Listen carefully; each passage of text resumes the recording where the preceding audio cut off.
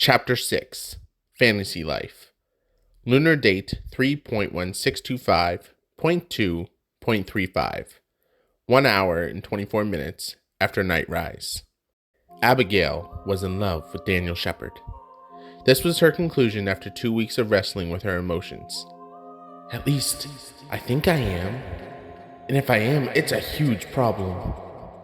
She was on her way to finally meet up with Daniel at one of the Academy's solar decks.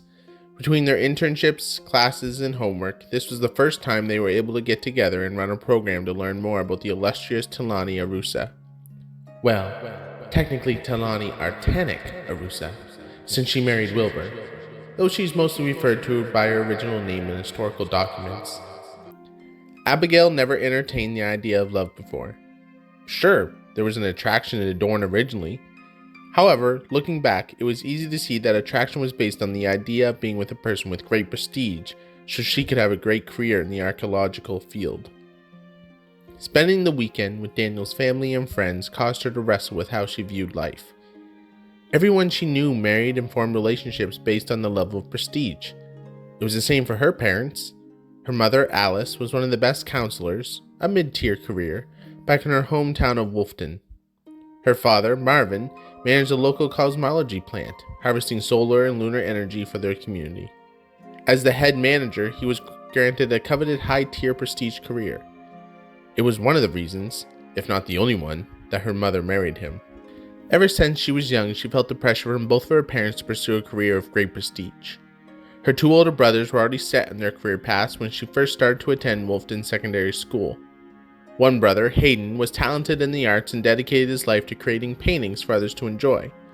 Despite his skill, the career of a painter was one of low prestige, at least in the present. Every few hundred years or so, the prestige levels of careers shifted.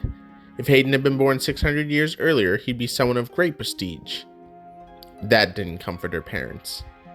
Her other older brother, Mika, traveled the world as a zoologist, a mid-tier prestige career. Currently, he was studying a herd of elephants near one of the many lush jungles on the continent of Kalmorn. He'd often send her images of his travels. Of all of her brothers, she was the closest to Mika, which wasn't saying much. They hadn't talked for nearly a year. Her youngest brother, Emmitt, was still in primary school. Though his strengths weren't fully fleshed out yet, they were leaning towards a career related to technology. While not horrible, it was likely he'd only ever achieve mid-level prestige. On top of all of this, neither of her older brothers were married, and it was unlikely they'd be able to persuade someone of higher prestige to marry them.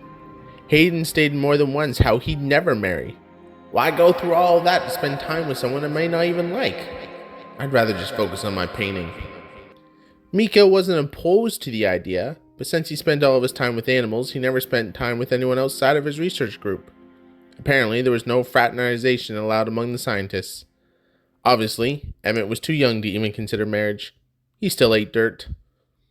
Needless to say, her parents were hoping she was going to be blessed with a high-prestige career. They were disappointed when it was discovered her strengths were connected to digging around in dirt for artifacts. Even though Abigail absolutely loved every second of it, she felt the nagging pull to find someone who could raise her prestige. Because of this pressure, she managed to convince Dorn, grandson of the former Marosian magistrate, to choose her. For Dorn, choosing someone with less prestige allowed him to be adored by the people of Marosia. They saw it as compassion on his part. He was fine with their relationship as long as it helped his social image. It also helped, he also told her, that she was decently attractive. Since he was blessed with an initial prestige number of 200,000 due to his grandmother also serving in the political realm, her parents were over the moons when she told them. Their daughter was going to live a life of prestige that they never had. This made putting up with all of Dorn's antics and demands easier. At least it did. And now that I've broken up with him, they will be absolutely crushed. Her parents did love her. They didn't love each other, but they did love her. And they wanted a better life for her than they lived. She appreciated their desire. Until her weekend getaway with Daniel, she had agreed with them. But during this weekend away, she witnessed relationships filled with love towards one another. It appeared to be much more natural and normal. This was the first time she questioned whether the rest of the world truly had it all wrong. Their conversations were focused on trying to be in the spotlight or highlighting different parts of their life to brag about their prestige.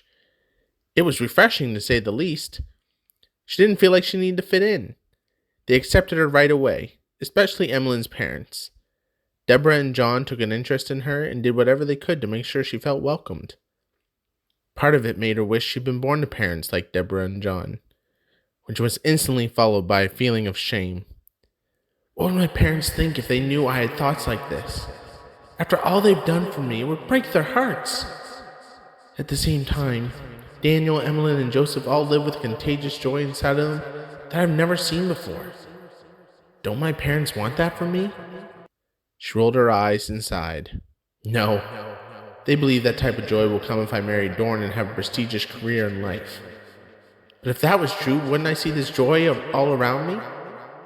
I don't. I only see people constantly trying to achieve greatness for themselves, regardless of who or what stands in their way. Is that really what I want? When she returned to the academy, she shared all of this with Shyloe. Her best friend understood her draw towards wanting to be loved over prestige. Shyloe had no intention of ever being married, mainly because she didn't want to be tied down to any single place.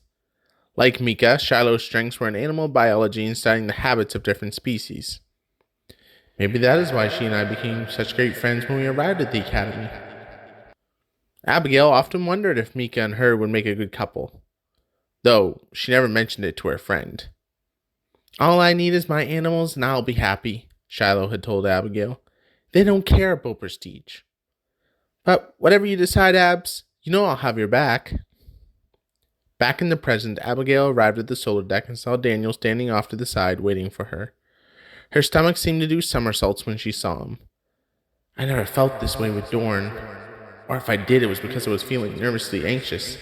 This is different. This feels like excitement. Hey, Abigale, he smiled. I have a solar deck booked for us. I think I found a few programs we could run. I didn't choose yet because I wanted your input first. Abigale's heart felt strangely warmed. Dorn would have chosen and not cared about my input. Thanks, Daniel. I appreciate that. Let me see what you have. He lifted his wrist and showed her the programs on the holographic screen of his Nexus. All 3 programs were biographies of Tilani Arusa, each having a different focus. The first was written to help people understand the world Tilani grew up in and how it shaped her life. The second told the viewers about Tilani's involvement in the victory against the Empire. The third was created from different journal fragments from Tilani, Wilbur, and Imperator Areyx, giving a unique perspective on the war and their stories. Abigale weighed the different options in her head. Honestly, I think we need to use all 3. I'm sure there's something we can learn and use from all of them. Daniel nodded. I was thinking the same, but I didn't want to suggest it in case you need to go somewhere else tonight. My schedule's clear. Shyloe was wanting to watch a movie later, but we can do that another night. Oh, no, if you already have plans with Shyloe, I don't want to disrupt that. We can try and find another time to do this. Abigale shook her head. Trust me, Daniel, she won't mind. Shyloe understands my schoolwork comes first. She left out the part that she wanted to spend time with Daniel. All right, then, Daniel smiled and started inputting commands into his Nexus. I'll get the program set up. Abigale followed Daniel into the solar deck. Instantly, they were teleported to another time and place in the history of their world. Abigale marveled at the ingenuity behind the creators of the solar deck. As much as a simpler life attracted her as a historian, she loved the advantages of cosmology. The female voice of the narrator began to speak. Tilani Arusa was born in Kelmorn in the lunar year of 2.2140, to parents whose names have been forgotten through the sands of time. Not much is known about them because they both died of unknown causes when Tilani was 3 years old. Before them, the scene played out. A small young girl with a round face, fair skin, freckles, and a single braid of burnt orange hair sat on the ground of a small home crying. Her parents, or who they assumed to be the parents, were laying in a nearby bed, not moving. The narrator continued. The cries of a young Tilani reached the ears of a nearby traveling group of assassins and bounty hunters from one of the local guilds. They took her in and trained her to be one of their own. Abigale and Daniel observed a 7-minute span as Tilani grew into a young child, a teenager, and then a young woman while demonstrating the many skills she learned from the guild. Her round face lost its baby weight, her skin became more tanned, her freckles became less prominent, though still noticeable, and her straight hair remained in a single braid she wore as a child. Tilani forged her own path, becoming one of the most famous bounty hunters connected to the guild. She never failed to capture her quarry. Though skilled with the blade, she never killed one of her targets. According to a journal entry from 2.2161.3.28, she carried a unique perspective about her career. The voice changed to a different female voice, and the image showed Tilani sitting in an ornate room writing in a journal. The thrill of the hunt brings me satisfaction. I find no joy in killing someone. I have killed before, out of necessity, but never for pleasure or money. Most of my targets are scumbags themselves. Some of them likely deserve death. However, I'm not an executioner. I get paid to hunt and obtain. That is what I do. In the past, there have been moments when my bounty attacked back with the intent on killing me. When that happens, I'm confident in my skill to disarm them or knock them unconscious before they have a chance to injure me. When I became a bounty hunter, I made a vow to never fail at my job, and I never have. Though once, I came close. The narrator's voice took over once again. On lunar date 2.2157.7.12, Tilani was hired by an official in the Drakon Empire to hunt down a woman named Rita Turdep. She was guilty of starting an insurrectionist group deep within the Kalmorn capital city of Sinshala. Once again, Abigale and Daniel were teleported to the location of the new story. They found themselves in a small boat with Tilani gliding through one of the 4 rivers of Sinshala. Abigale was tempted to reach over and grab Daniel's hand, but refrained. She didn't want to be too forward. The rivers formed a natural protective boundary around the city and intertwined in a circular pattern around human-made strips of land until it reached the circular part of the inner city. The inner city seemed to be Tilani's destination. Tilani paused to ask for directions. Her words were translated from the Vault language into the modern Palmaran speech. Before the Drakon Empire and the Age of Arnion, each continent spoke their own unique tongue. When Drakon conquered the world, he declared the Vault language to be the official language of the Empire. The other dialects still existed, though only spoken within the safety of someone's home. With the birth of the Age of Progress, the Palmaran language was formed from a combination of all 4 ancient languages. Due to her study of the ancient languages, Abigale would have been able to understand most of what Tilani was saying.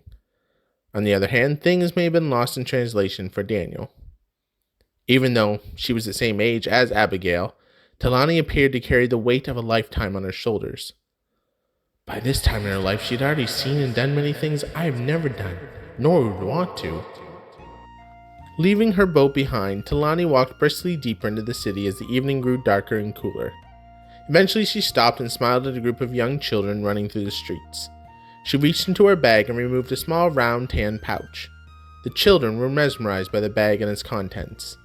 Abigale knew Tilani was offering the children money. I can't imagine a world where money was so important to surviving, Daniel said softly beside her as they followed Tilani through the city. Some of those kids look like they haven't had a good meal in days. They probably haven't, Abigale replied. Money was used by the elite as a way to keep control and power. Though if you truly think about it, we aren't much different. Daniel glanced over at her. What do you mean? Think about it. We may have all of our basic needs looked after, which is definitely a step in the right direction, but the elite still have control and power through the use of prestige. Daniel hummed. I never really thought about it quite like that before. I guess you get so used to something that it almost appears normal. Which, for them, he pointed to the kids, this was their normal. Unfortunately, Abigale grimaced. Tilani knelt down and handed coins to each of the children. Go buy yourself some water and a hot meal. She stopped and studied the kids. After a moment, she turned to the one who was likely the oldest. I want you to buy yourself a warm room for the next few nights. There's a late autumn storm coming over the next few days. It will be too cold to be out in the streets. Will there be snow, miss? A young boy asked. Tilani shook her head. No snow, but a lot of wind and rain, though. Best to stay inside and warm. Run along now, children. Go fill your stomachs. The little kids ran away singing thank you to Tilani. I didn't expect that, Daniel mentioned. Me either. I assumed as a bounty hunter she was ruthless and mean and cold-hearted. Same. Though, If she was, I doubt she would have fallen in love with Wilbur and changed the course of history. This time Abigale hummed. Huh, you're right. There had to be something good in her for Wilbur to see and speak into. Maybe the connection point has to do with their beliefs about killing. What do you mean by that? Well, Tilani didn't believe in killing for fun, and even though Wilbur had an army, he never fought in any battles. He detested war and used his speeches to win the hearts of people. He was unique in that he changed the world with his words and not a sword. Some historians may argue with that, Daniel grinned. They claim it isn't entirely true since Wilbur's armies did fight in many battles, and it was those victories that had more influence than his words. Are you one of those historians? Abigale challenged. Not at all. I believe those victories wouldn't have happened without Wilbur's words. He wanted to settle everything in the political realm. It was Imperator Areyx who forced it into a war. A memory came to Abigale's mind. I don't think I ever told you that I am a descendant of Tilani and Wilbur. Daniel's mouth dropped. Really? Do you have a family genealogy traced back to them? No, Abigale tried to stifle a giggle. You know how they have Wilbur's armor at the National Museum of Morosian History in Morinth? Yeah. Well, you can try the armor on. The lunar armor was specifically designed for a person's DNA so only they or someone related to them could wear it.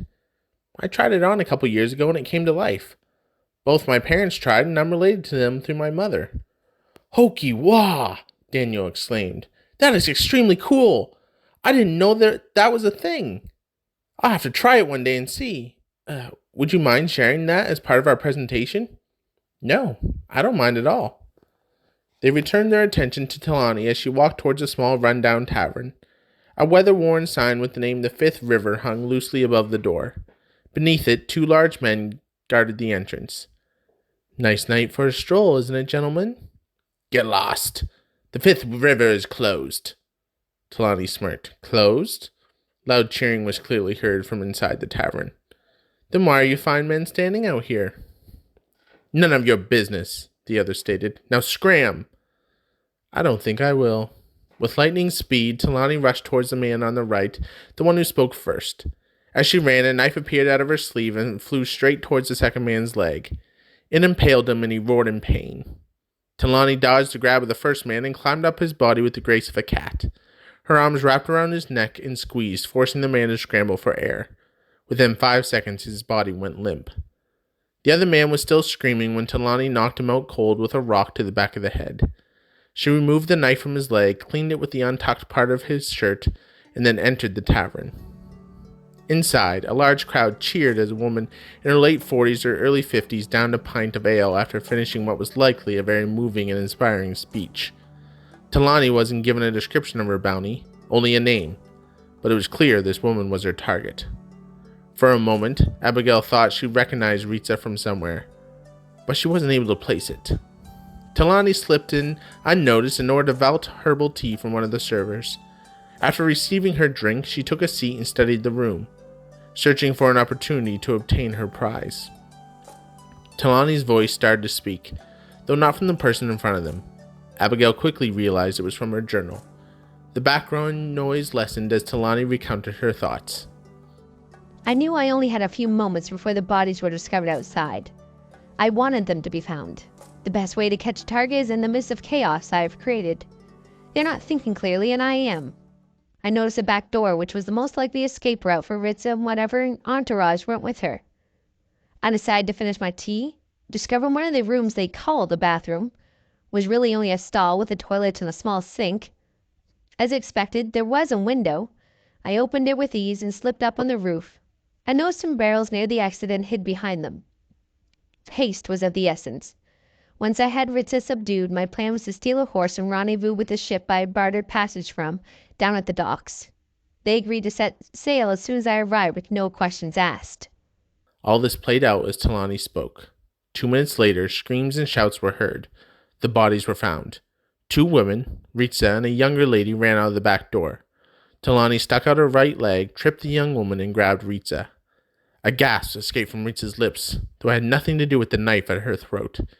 In the shining light of the 2 half-moons, they noticed the younger woman was crumpled on the ground with a gashing wound on her forehead. Apparently, when Tilani tripped her, the woman knocked her head off the cobblestone barrier separating the path from the road. Tilani's narration interrupted the scene. Despite being motionless, I noticed the shallow movement of the younger lady's chest, indicating she was still alive. I silently berated myself for being careless. It was not my intent to kill or injure the young woman. Do you know what you have done? The older woman exclaimed once the narration finished. She needs medical attention immediately.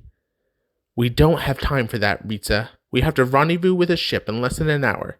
Tilani forced her to start walking up the path towards some horses that were tied up. I will inform one of the crew about your friend. They will ensure she'll be taken to a doctor if no one finds her in the meantime. The older woman paused before responding. You don't understand. She is a mute, and only those trained to speak in sign can communicate with her. Let me guess. You know how to speak in sign, correct? She isn't coming with us, Tilani repeated, and you are in no position to bargain. As if that was what she was waiting for, Ritza brought her hand up and applied pressure to a spot on Tilani's wrist. The knife fell to the ground and Ritza broke away. But she didn't run. I will come with you willingly if you bring her with us. Once she is nursed back to health, we can release her in the port of your choosing, and I will let you hand me over to the Drakon Empire. We can stand here and argue, or you can chase me through the streets. Either way, you lose precious time and miss your rendezvous. Slightly embarrassed, Tilani rubbed her wrist and picked up her knife. Fine. On one condition. She rides with me. This way you won't get any ideas about running off. I gave you my word I'd go willingly. That is enough. Tilani eyed her with doubt. My condition or no deal. Ritza knelt down and wiped some of the blood off the young girl's forehead with a cloth before covering the wound with a small patch from her satchel. We have an accord. Tilani picked up the woman, who was roughly the same age as her, and hurried to the horses. Within 5 minutes, they were riding through the city towards the port. They arrived with 10 minutes to spare. We set sail towards Admanvar with the full wind in our sails. The captain informed me that they'd be stopping for provisions at the port city of Wulfton on the western shores of Kelmorn in a week's time. It was there I planned to release the girl. As I waited for her to awake, I replayed the events of the night over and over in my mind. Something felt off to me, besides the fact that I nearly compromised the mission. My suspicions were confirmed when I was up on my deck speaking with some of the crew. What's the name of your bounty again, eh? A middle-aged male sailor asked Tilani. Ritza? I may not know much besides sailing, but I'd swear on my mother's grave that she is the spitting image of a politician I once saw speak in Admanvar. Tilani's ears perked. What do you mean? About 10 years ago, a politician came down to the port in Admanvar and spent time speaking with us sailors. She wanted to understand us better and see what she could do to help us feel like our voice was being heard. Her brown hair is a little more white now, but I promise it's her. What is her name? The sailor hummed and hawed. Pallador, I believe. Daniel and Abigale exchanged glances with widened eyes. They knew the name too. Her full name was Pallador Crozier. At the time, she was one of the most famous councils from Morosia. However, what she was most famous for was discovering a young Wilbur Artanikst and taking him under her wing. I thought I'd recognize Ritza, Abigale declared. Or at least who was pretending to be Ritza. She's definitely Pallador. I remember seeing her image in a file recently. That's wild, Daniel replied, pausing the Solar Dex program.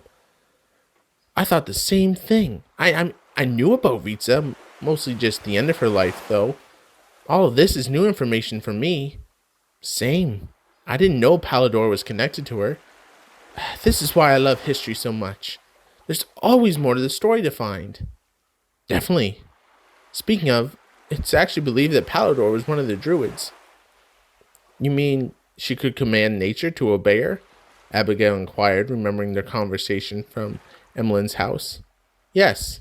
Again, like I mentioned back at the house, people with these powers can't use them whenever they desire. It's only when Arnion instructs them to.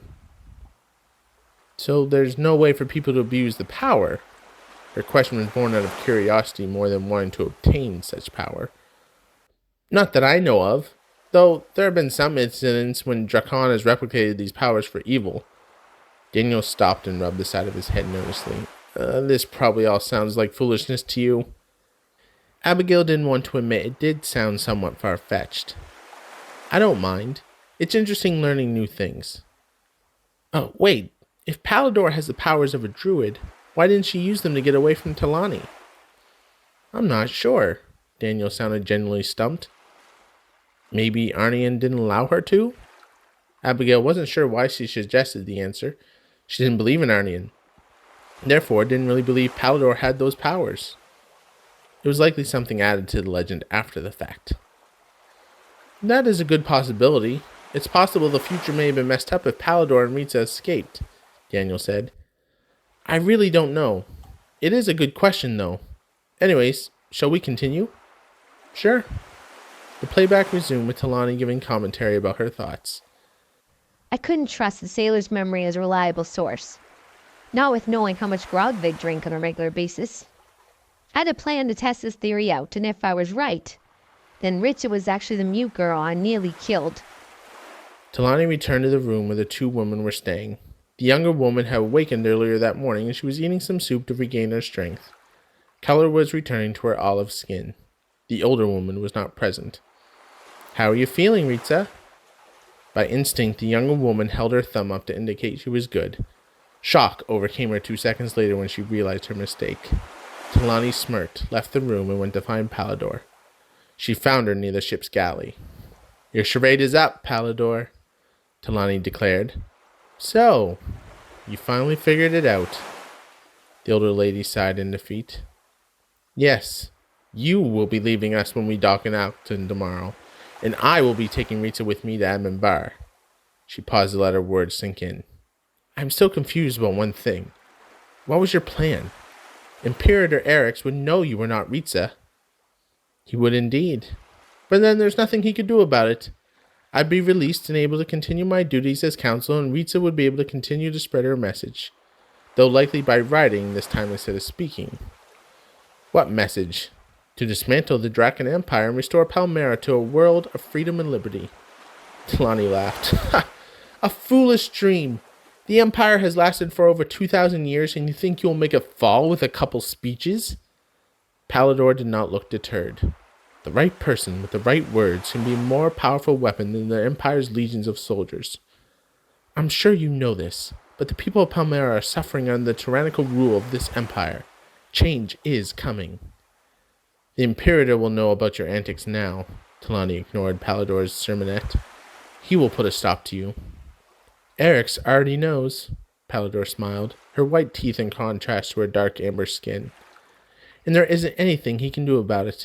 The current law forbids the Imperator from removing councils from power. If it was ever discovered he secretly had a council taken out, then he'd have an open war in his hands. Areyx is too young and inexperienced to handle a war. He'd lose, and the Drakon Empire would die. The sound of Abigail's Nexus beeping caused Daniel to pause the program. Abigail excused herself, leaving the solar deck. Normally she'd have ignored the call because she was more interested in seeing what was going to happen next in Tilani's life. However, the call was from her parents. Hey, Mom and Dad. Her parents, Alyce and Marven, stood with a disappointing frown on both faces. Abigail, her mother said sharply, what is this we hear about you breaking up with Dorn? And with that question, Abigail knew her fantasy life was over. Thank you for listening to my book, Palmara, A Dying Breed. I'd love to hear your feedback. What do you like? What do you think needs some work? What are you most interested to see happen? What questions do you have? At the end of every chapter, I'll have these slides that show how time works in Palmara, plus the different sayings and terms to help you engage with the world. As well, the characters who appear in each chapter will be found in the video description. Be sure to check it out. And if you're enjoying this and enjoy other stories, please make sure to like, comment, share, and subscribe. You can always join the Discord with the link in the description as well. Until next time, Hinei Akmatov, which means how pleasant it is for humanity to dwell in harmony with one another. Take care.